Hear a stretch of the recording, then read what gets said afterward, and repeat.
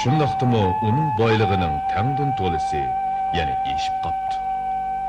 Oxiri u haj qilib kelish uchun haramga beribdi.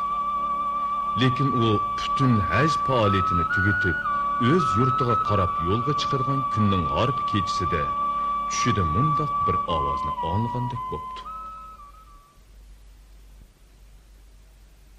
Ey savdogar! Sen uyingdagilarni rozi qilmay ketsa, shunga sening hajing qabul bo'lmadi.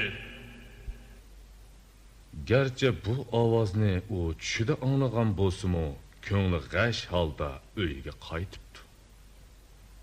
Shundoq qilib, savdogar yondirqi yili hajga yana berib